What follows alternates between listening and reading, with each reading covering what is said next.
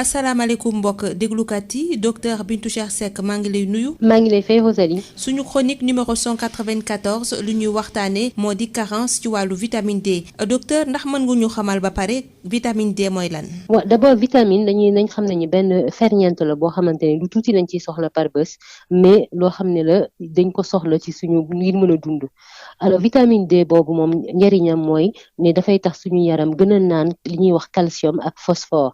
et vitamine D mooy tax suñu bëñ yi ak suñu yax yi dëgër moo tax ñu aussi ñu mën a yëngatu parce que dafa am importance solo ci contraction musculaire mooy tax aussi suñu nerf yi mën a fonctionner parce que transmission nerveuse bi moom moo koy assurer et puis aussi moom mooy tax suñu deret mën a way.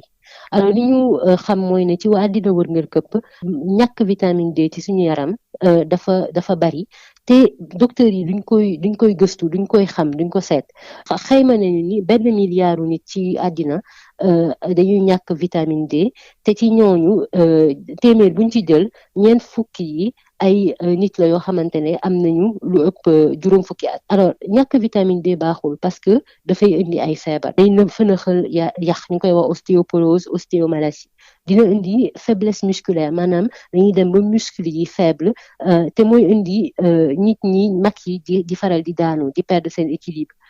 dina indi aussi faiblesse immunitaire maanaam soldat yi nekk ci suñu yaram di xeex ay doomu jàngoro soldat yooyu doot ñu am doole moo tax doomu jàngoro di mën a gañe yaram bi. dina indi aussi naax mën na dem ba di ñuy wax maladie d'Alzheimer nga xam ne naax bu metti la feebar la. day yokk risque cancer yenn cancer yi yenn feebaru xol yi ak yeneen feebar yi ñuy wax maladie chronique bon nag am na solo torop ñu doyal vitamine D ci suñu yaram. kon nag docteur nu ñu war a def ba moytu suñu yaram manqué boobu vitamine D. alors vitamine D mën nañ ci jot ci ñaari façon benn bi mooy suñu jant bi bu dalee ci suñu der bi dafay defar vitamine D mais pour loolu am il faut que nit ki bés bu nekk mu jël fukki simili ak juróom lu ci gën a néew weeru ci naaj bi et surtout na fexe ba tànkam yi ak loxo yi yépp nekk ci naaj bi. ñaareel bi mooy am na ay ñam yoo xam ne am na vitamine D bi ci njëkk mooy nen plus spécifiquement jaune nen bi te mën nañu lekk ba juróom-benn nen ci semaine bi te surtout nag ñi nga xamante ne dañu am cholestérol ñu naan nañu seen cholestérol dafa yéeg bu ñu def seen xel ne mënuñu lekk nen loolu du dëgg même boo amee cholestérol bu yéeg mën nga lekk nen.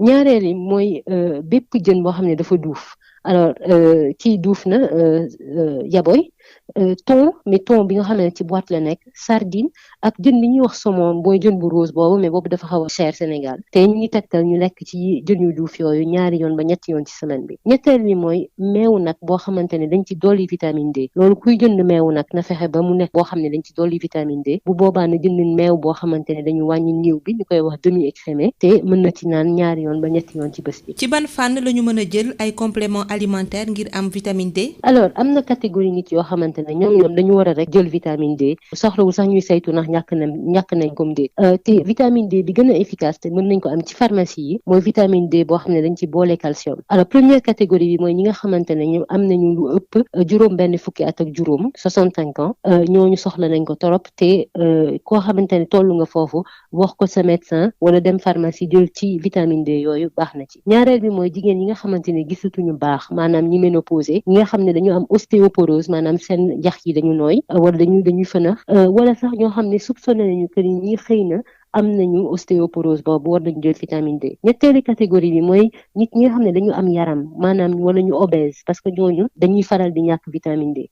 ñeenteeli catégorie yi mooy képp koo xamante ne yow doo gis naaj lu bari mën na nekk nit ku feebar tëdd benn bërëb mën na nekk koo xam ne dafa am handicap am laago boo xam ne tax na ba du mën a génn lu bari wala koo xam ne xëy na dafay liggéey guddi di nelaw ci bëccëg bi ba du gis jant bi ñooñu war nañ jël vitamine D ak ñi nga xam ne dañoo ñuul kukk parce que lu ñuy gën di ñuul rek gën di ñàkk vitamine D parce que jant bi du mën a defar vitamine D boobu parce que li tax ñu ñuul la mélanine dafay bloquer les rayons du soleil. page Facebook bi mooy Sud Nutrition ñëw leen laaj ñu seeni laaj ci page bi boo leen amee ay thèmes yoo xam ne bëgg ngeen ñu waxtaanee ko fanaan fàcce ko ci Sud Nutrition ngeen wax ñu ko foofu et puis xam leen ni suñu chronique passé yëpp ñu ngi ko posté ci Sud Nutrition. may jaajëfal Val d'Afrique di la jaajëfal docteur Bintou Cheikh Seck. jërëjëf Rosalie. Bonjour chers chers auditeurs, docteur Bintou Chersek, bonjour. Bonjour Rosalie. Notre chronique numéro 194, attention à la carence en vitamine D. Docteur, qu'est-ce que la vitamine D? Une vitamine est une substance organique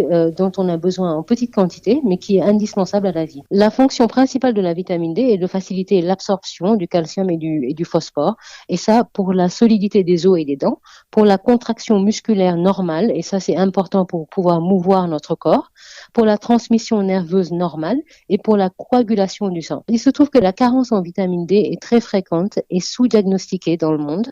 On estime que qu'1 milliard de personnes en souffrent et jusqu'à 40% de ces personnes ont plus de 50 ans.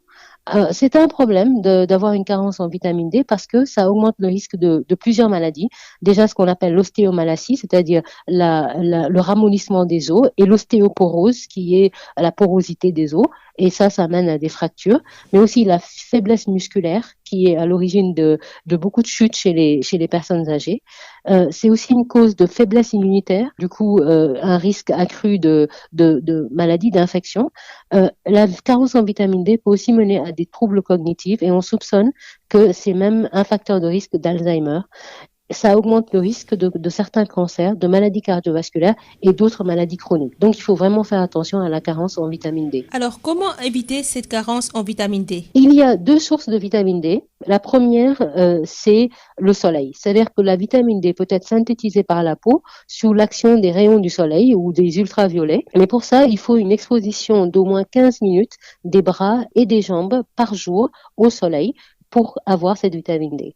Ensuite, on peut obtenir la vitamine D de certains aliments. Alors, le premier, c'est l'œuf, et spécifiquement le jaune d'œuf, et on peut manger jusqu'à 6 œufs par semaine. Je précise ici qu'il ne faut surtout pas éliminer l'œuf sous prétexte qu'on a un taux de cholestérol élevé. C'est une fausse idée qui circule malheureusement beaucoup, mais on peut manger des œufs même si on a un taux de cholestérol élevé. La deuxième source, c'est les poissons gras comme la sardinelle, le thon en boîte, la sardine, le saumon pour ceux qui peuvent se le payer. Et ça, manger du poisson gras au moins 2 à 3 fois par semaine, ça assure un apport en vitamine D.